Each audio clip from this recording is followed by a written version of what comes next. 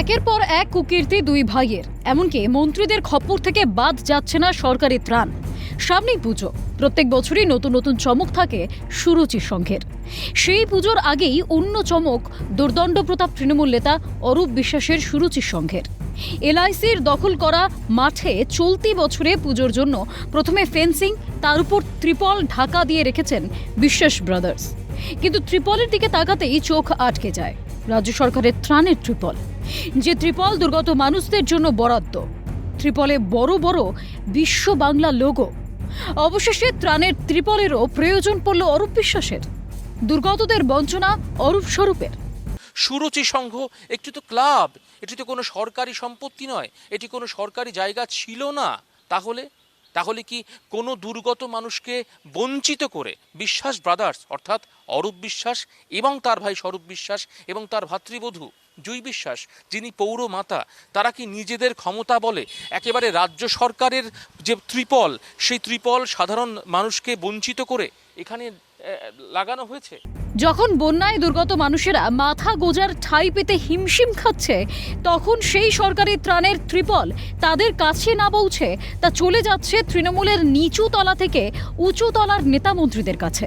সাধারণ মানুষকে ত্রাণ থেকেও বঞ্চনা মমতা সরকারের। একের পর এক অভিযোগ মমতার স্নেহধন্য নেতা মন্ত্রীর বিরুদ্ধে। কিসের প্রয়োজন পড়ল সরকারি ত্রাণের? ক্ষমতার দম্ভে কি মনুষ্যত্ব ভুলতে বসেছিলেন অরূপ বিশ্বাস ও তার ভাই স্বরূপ বিশ্বাস? পুজোর নতুন চমকের আগেই যে তাদের কুকীর্তির চমক দেখতে পাবে আমজনতা, তা হয়তো টের পাননি বিশ্বাস ব্রাদার্স। অন্যদিকে সুরুচি সংঘের দেওয়ালে পড়েছে পোস্টার, সেখানে লেখা বিশ্বাসে অরুচি তাই বন্ধ সুরুচি। নিয়ম মেনে হবে পুজো, বিশ্বসেরা হবে সোজা। অর্থাৎ এটা থেকেই বোঝা যাচ্ছে কতটা ক্ষমতার দাপট ছিল বিশ্বাস পরিবারের। তবে এখন প্রশ্ন উঠছে, এবার পুরোপুরি বন্ধের পথে দক্ষিণ কলকাতার অন্যতম জনপ্রিয় এবং ঐতিহ্যবাহী সুরুচি সংঘ। দুই ভাইয়ের ক্ষমতার আস্ফালনে অতিষ্ঠ হয়ে উঠেছিল সেখানকার মানুষজন। 26-এ পালাবদলের সঙ্গে ভরসা ইন, ভয় আউট। তাই এবার ভয় কাটিয়ে অভিযোগে সরব এলাকাবাসীও। এতদিন মুখ খুলতে না পারলেও এবার তারা মুখ খুলেছেন। তবে কি এখন এক ভাইয়ের পর দাদারও ঠাঁই হবে স্ত্রী ঘরে?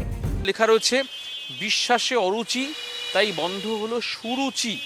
বিশ্বাস বলতে বিশ্বাস ভাতৃদ্বয়, অরূপ বিশ্বাস এবং স্বরূপ বিশ্বাস, অর্থাৎ সব মিলিয়ে সাধারণ মানুষের ক্ষোভ কিন্তু ক্রমশ বাড়ছে এই গোটা এলাকার মানুষের।